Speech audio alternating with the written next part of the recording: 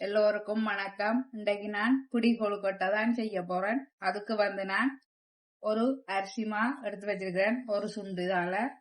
பிறகு இதால ஒரு சுண்டு உளுத்தம்மா எடுத்திருக்கிறேன். இதுக்கு ஒரு பிஞ்சு உப்பு போடுவோம். போட்டு மூண்டையும் கலந்து போட்டு ஓகே. இப்ப இதுக்கு கொதி சுடு தண்ணி விட்டு குழைப்போம். இது ஊர்ல இருந்து வந்தது. அரிசி மாவும் உளுத்த மாவும் நல்ல வாசமா இருக்குது.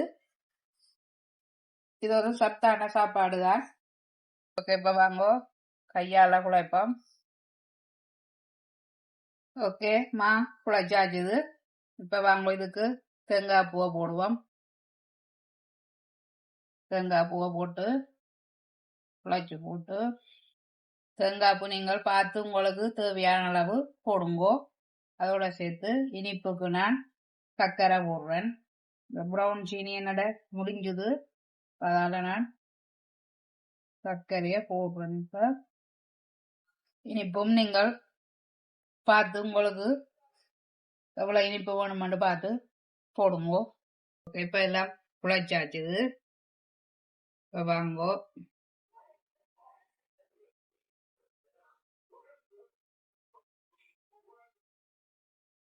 பொடி கொழுக்கட்டை பிடிக்க வேண்டியதா.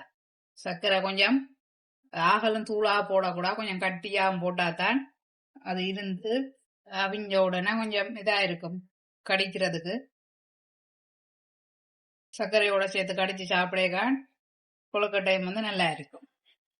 என்ற பிள்ளைகளுக்கு இதை கொடுத்தால் கேப்பினம், இது என்ன சாமான், இது எங்க இருக்குது, எப்படி வந்ததுண்டு எத்தனை கேள்வியோ கேப்பினம்.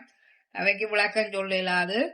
அவைக்கு சுருக்கமா சொல்றது, இது சாப்பிட்டா உங்களுக்கு உடம்புக்கு நல்லதுன்னு சொன்னா அவ சொல்லுவினம். அதை விட இங்க நல்ல சாப்பாடு இருக்காமல் நல்லண்டினம். அப்ப இந்த பிள்ளைகளுக்கு என்னட்ட சொல்லி விளங்கப்படுத்துறேன்னு எனக்கு தெரியல. நாங்களும் முந்தைய அம்மா சொல்லேக்க அப்படித்தான். ஆனா அங்க இருந்தபடியால், நாட்டில் இருந்தபடியா அது தெரியும். உடனே செய்தறைக்குள்ள அதுடைய டேஸ்டுகள் தெரியும்.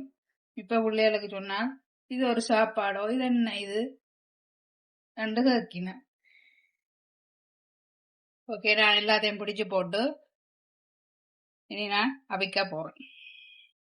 எல்லாம் பிடிச்சாச்சு, இனி அவிப்போம்.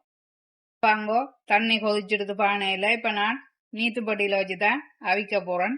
இப்ப வாங்கோ அவிப்போம். இப்ப வாங்கோ கொழுக்கட்டை அவிஞ்சிடுது. இப்ப இறாக்குவோம்.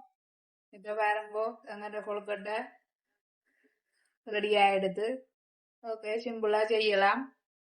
நல்ல சத்தானது மற்றும் அரிசிமா உளுத்தம்மா சர்க்கரை போட்டுதான் அவிச்சிருக்குது.